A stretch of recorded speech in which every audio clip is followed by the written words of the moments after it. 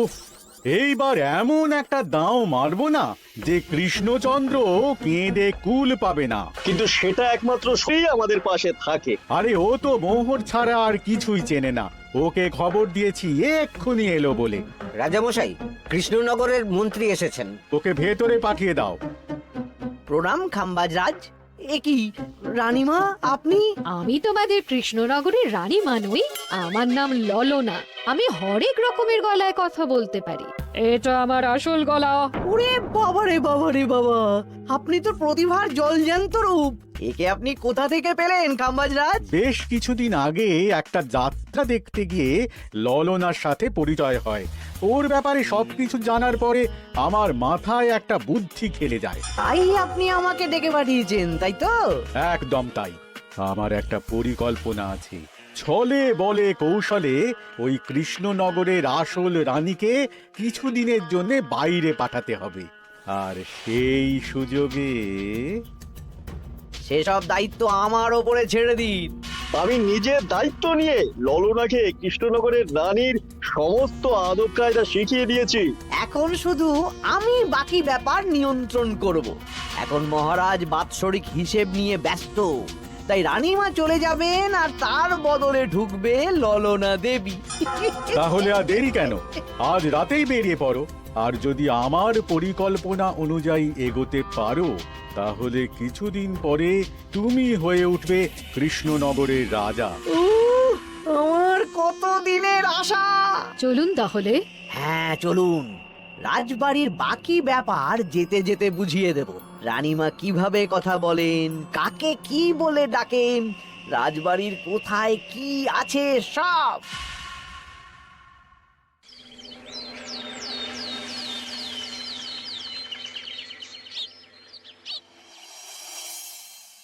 কি গো গিন্নি, জ্বরটা নেমেছে? এই জ্বরটা কমেছে, কিন্তু শরীরটা খুব দুর্বল গো। তুমি পারলে ভাতটা রান্না করে রাজবাড়ি যাও।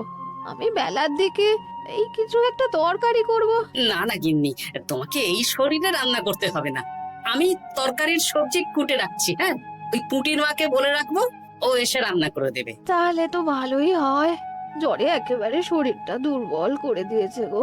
হ্যাঁ, তুমি বিশ্রাম নাও গিন্নি, আমি রান্নাঘরে যাই। কি গোপাল আজকে এখনো এলো না? ও কোনোদিন সময় এসেছে মহারাজ? ওকে তাড়িয়ে আপনি একটা কাককে রাজসভায় রাখলেও সে সময়ে আসবে। না, আসলে গোপালের গিন্নির খুব জ্বর, আমি দেখে এসেছি। তাই হয়তো ওর গিন্নির সেবা শুশ্রূষা করতে গিয়ে গোপালের দেরি হচ্ছে। তোমাকে আর গোপালের হয়ে কাসুন্দি গাইতে হবে না। এই তোমরা থামো তো। একটু দেরি হয়ে গেল মহারাজ। আসলে গিন্নির খুব জ্বর, তাই কিছুটা রান্না করে এলাম। আচ্ছা আচ্ছা আচ্ছা, তা এখন তোমার গিন্নির শরীর কেমন আছে? আগের থেকে ভালো আছে মহারাজ, জ্বরটা কমেছে, কিন্তু শরীর খুব দুর্বল। বেশ বেশ, একটু যত্নআত্তি করো। যাই হোক, আজকে সারা বছরের খরচের হিসেব আর আগামী অর্থনৈতিক বছরের প্রকল্প নিয়ে আলোচনা হবে। আলোচনা শুরু করা হোক।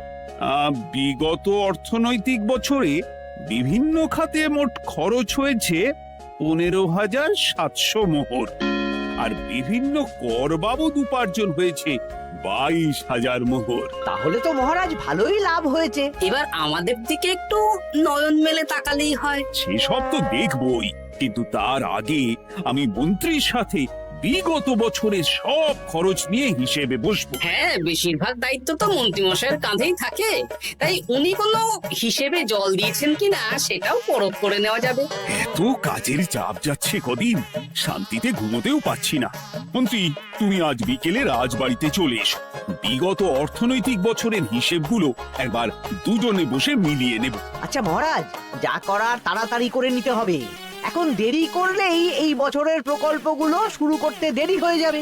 মহারাজের জয় হোক। বলো প্রহরী, তুমি কি কিছু বলবে? মহারাজ, একজন কালো চাদর মুড়ি দেওয়ার লোক এলেন আর আমার হাতে এই চিঠিটা ধরিয়ে দিয়ে চলে গেলেন। এই গরমে চাদর মুড়ি? অদ্ভুত লোকটা। কি রে বাবা? সর্বনাশ! কি হলো?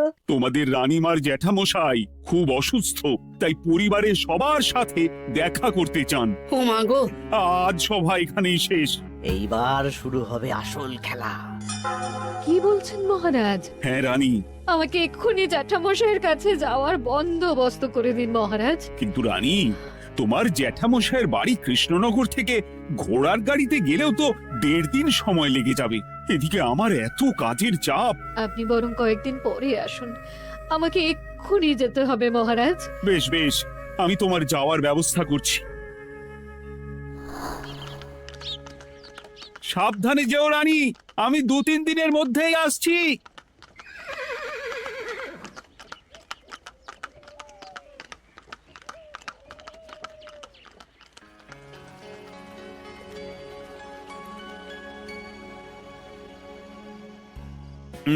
মন্ত্রী, বিগত অর্থনৈতিক বছরে আমাদের পাঠশালার উন্নতির জন্য কত খরচ করা হয়েছিল একটু দেখো তো।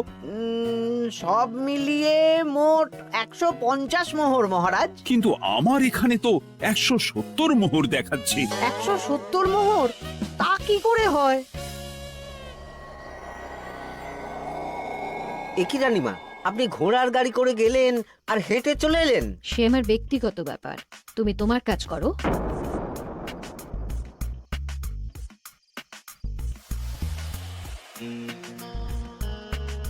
এ কি রানী, তুমি চলে এলে? আমার শরীরটা খুব একটা ভালো লাগছে না মহারাজ, পেটটা কামড়াচ্ছে। তাই সহিশকে বললাম ঘোড়ার গাড়ি নিয়ে জ্যাঠামশাইকে দেখে আসতে, আর আমি বাড়ি চলে এলাম। ও, সহিশ এসে খবর দেবে, তারপর আমি আর আপনি দুজনে একসাথে যাব। বেশ বেশ, ঠিক আছে রানী, তুমি বিশ্রাম নাও। বিশ্রাম না, আমি একটু স্নান ঘরে যাব। পেটটা কেমন মোচড় দিচ্ছে। মহারাজ কিছুই বুঝতে পারেনি, মজা জমবে।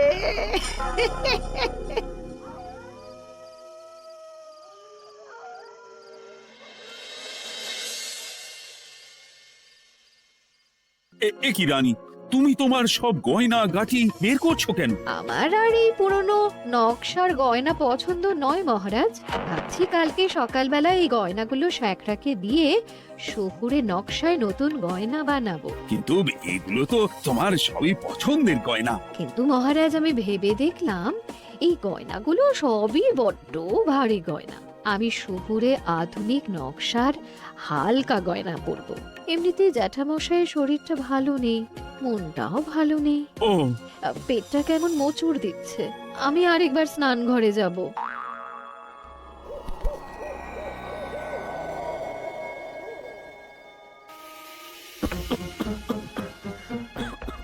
ওই তো মন্ত্রী মশাই এসেছে।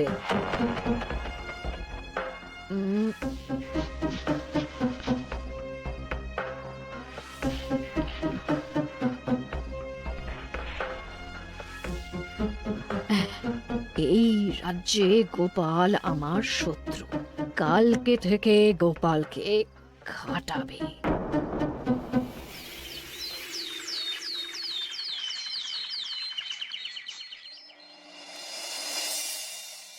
হায় হায় হায়, কি হলো রানী, কি হলো? গতকাল রাতে আমার সমস্ত গয়না চুরি হয়ে গেছে। হ্যাঁ? বলো কি প্রহরী? বলুন মহারাজ। গতকাল রাতে রানী সব গয়না চুরি হয়ে গেছে।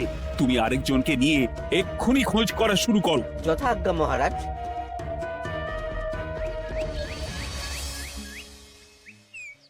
আমার সব গয়না চুরি হয়ে গেল, এবার আমি কি করব? আরে রানী, তুমি কেঁদো না, সেই সকাল থেকে কেঁদেই চলেছো। আমি তো প্রহরীকে খোঁজ করতে পাঠিয়েছি।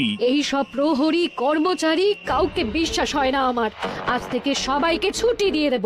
কি বলছো তুমি? সবাইকে ছুটি দিয়ে দিলে রাজবাড়ির কাজ কে করবে? কেন? আমাদের সবচেয়ে বিশ্বাসযোগ্য সভাসদ গোপাল আজ থেকে রাজবাড়ির সব কাজ গোপাল করবে। কি বলছো? আপনি কি বলতে চাইছেন? গোপাল বিশ্বাসযোগ্য না? হ্যাঁ, গোপাল আমার সবচেয়ে প্রিয়। ওর চেয়ে বিশ্বাসযোগ্য আর কেউ নেই। কিন্তু কোনো কিন্তু না, বলবেন আপনার আদেশ। এক্ষুনি গোপালকে ডেকে পাঠান। যেমন তোমার ইচ্ছে।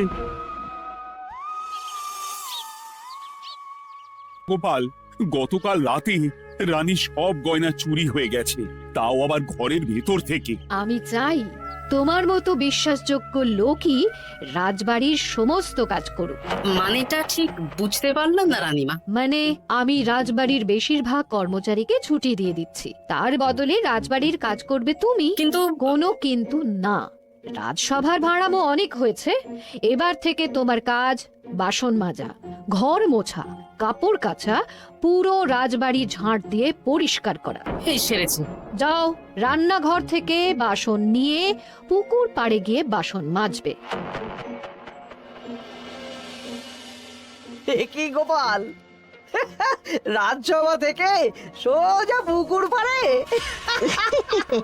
কি হয়েছে নাকি? খুব হাসি পাচ্ছে না? হাসি তো পাবেই, নতুন রানীমা আসার পরে তোমার এই হাল করে ছেড়ে দিল। নতুন রানীমা? না, আসলে ঘটা বলতে চাইছে রানীমা তোমাকে নতুন চাকরি দিয়ে এই হাল করলো। যা হয়েছে ভালো হয়েছে, আমার পেছনে না লেগে নিজের কাজ করুন যান। কোথায় কি বলতে হয় জানিস না নাকি? অভ্যেস নেই তো, তাই মুখ ফসকে বেরিয়ে গেছে।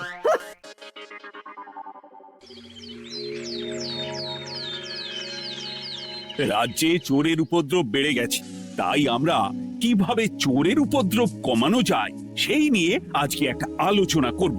কিন্তু মহারাজ, রাজসভায় এখনো তো সবাই আসেনি। এই তো এসে গেছি। ওই রাজবাড়ির জামা কাপড় কাচ্ছিলাম। এ কি, গোপাল এখন রাজবাড়ির জামা কাপড় কাচে? হ্যাঁ, সেসব করতে গিয়ে আমার নিজের জামা কাপড়ই ভিজে গেল, তাই বদলে এলাম। মহারাজ, রানীমা ঘোড়ার গাড়ি করে এসেছেন। মানেটা কি? রানী তো রাজবাড়িতেই আছে।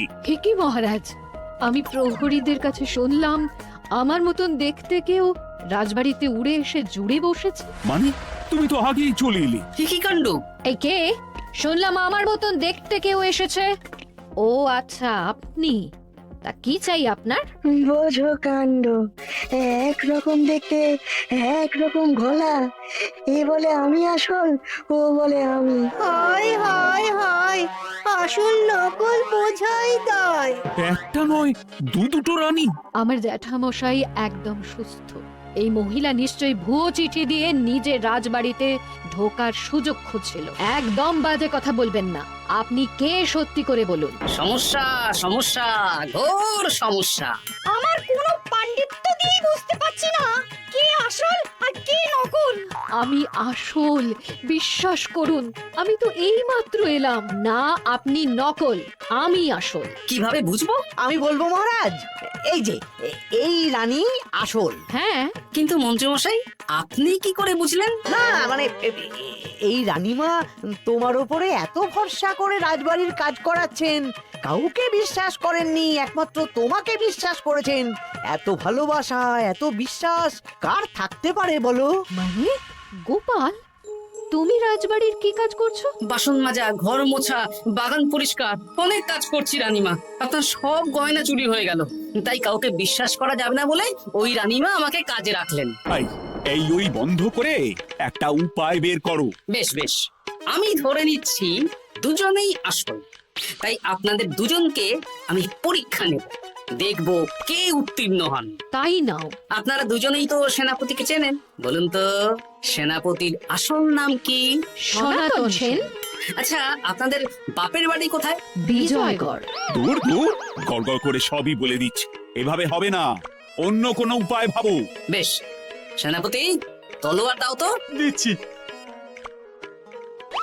এই নিন, এই তলোয়ার দিয়ে মহারাজকে মেরে ফেলুন। আপনাদের মধ্যে কে মারতে চান বলুন। এসব তুমি কি বলছো গোপাল? মহারাজ আমার পতি পরমেশ্বর, ওনাকে আমি মারতে পারি? আমি স্বপ্নেও ভাবতে পারিনি গোপাল তুমি এই জঘন্য কাজ আমাকে করতে বলবে। আমি নিজের প্রাণের আহুতি দিতে পারি, কিন্তু মহারাজের গায়ে একটা আঁচড়ও দিতে পারবো না। উফ, খাম্বাজরাজ বেছে বেছে এক ধুরন্ধর নারীকে পাঠিয়েছেন, কোনো জবাব নেই। আমি বুঝতে পারছি না মহারাজ, এনাদের হাবভাব, কথাবার্তা, রূপ সবই একরকম। তবে যিনি ঘোড়ার গাড়ি চেপে এখন ফিরলেন, তিনি আসল হলেও হতে পারেন। আমি আসল, বিশ্বাস করুন। বললেই হলো?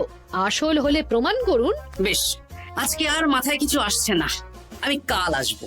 ততক্ষণ আপনারা দুজনে রাজবাড়ির দুটো ঘরে থাকুন। কি ছক মারিতে পড়লাম রে বাবা।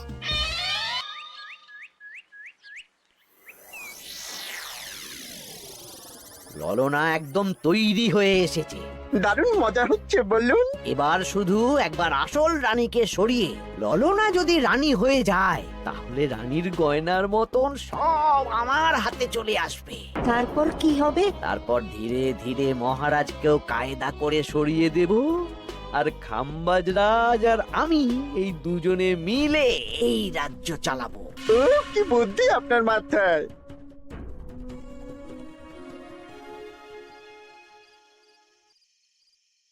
বলছি শোনো না, আমার শাড়িটা একটু ছিঁড়ে গেছে গো।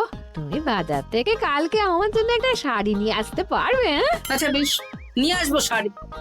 শাড়ি শাড়ি শাড়ি, এই তো মাথায় বুদ্ধি এসেছে। কাল নয়, আজকেই।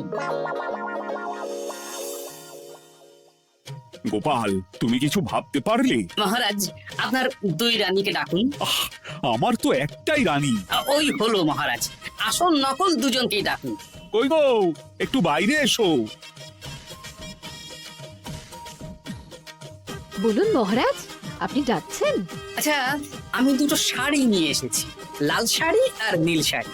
এই দুটোই মন্ত্রপুত শাড়ি, এক সিদ্ধ পুরুষ দিয়েছেন। কে তিনি? না, সেসব এখন বলা যাবে না, তবে এই শাড়ি দুটো একটা একটা করে ওনাদের দিয়ে দিন। এবার আমি এই শাড়ির বিশেষত্ব বলি। হ্যাঁ বলো গোপাল, বলো।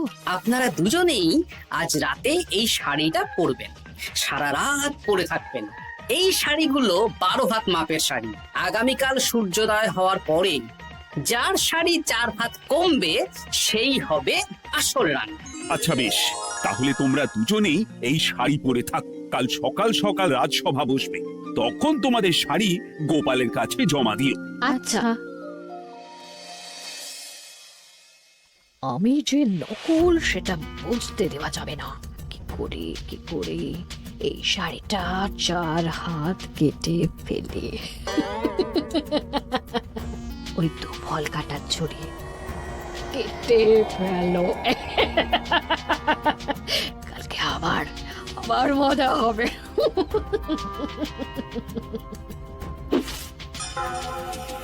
হে ঠাকুর, রক্ষা করো ঠাকুর, আমার শাড়িটা যেন 4 হাত কমে যায়। ঠাকুর রক্ষা করো।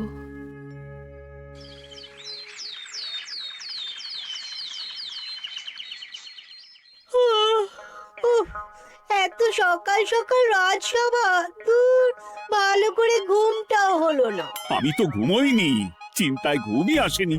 কই গো, তোমরা এসো। এই নিন আমার শাড়ি, এবার মেপে দেখুন, এটা 4 হাত কমে গেছে। এই দেখুন মহারাজ, বিশ্বাস করুন আমি আসল, কিন্তু এই শাড়িটা সারা রাত পরে থাকা সত্ত্বেও 4 হাত তো দূর, 4 আঙুলও কমেনি। লাল শাড়িটাই ছোট মনে হচ্ছে। তাহলে তুমি আসল? উফ, বাবা, বাঁচা গেল। আয়, কে আছো? এই নকল রানীকে কারাগারে বন্দি করো। দাঁড়ান মহারাজ, বন্দি করতে হলে যার শাড়ি 4 হাত কমে গেছে তাকে বন্দি করুন। কেন? আমার শাড়ি তো 4 হাত কমে গেছে। শর্ত অনুযায়ী যে আসল তার শাড়ি তো 4 হাত কমবে না, আপনি ধরা পড়ে গেছেন নতুন রানীমা। এগুলো কোনো মন্ত্রপুত শাড়ি নয়, এগুলো আমার পরিকল্পনার প্যাচ। আপনি নিশ্চয়ই নিজেকে আসল প্রমাণ করার জন্য শাড়িটা কেটেছেন। না মানে, না না না, তাহলে কমলো কি করে? না মানে হয়ে গেল। সত্যি গোপাল, তোমার বুদ্ধির জবাব নেই। গোপাল, তুমি আমাকে বাঁচালে। এই যে নতুন রানীমা, চুপ করে কেন? ওকে আমি কারাগারে গিয়ে বেত মারছি, তাহলেই সব বলবে। বল, কে তুই বল? আসলে মানে আমার নাম ললনা। আমি যাত্রাপালা করি, অনেক রকম গলায় কথা বলতে পারি। কদিন আগে খাম্বাজ রাজ আর এই মন্ত্রী মশাই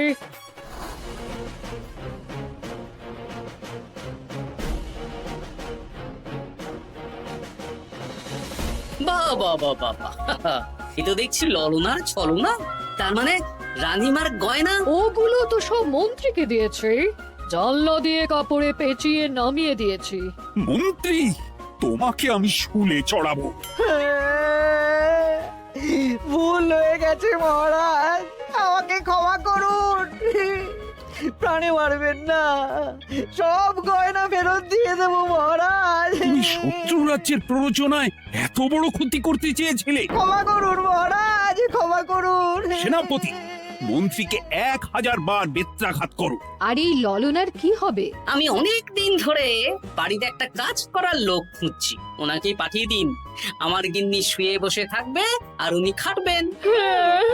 নয়, হ্যাঁ, ললনার ছলনা ফেস্তে গেল।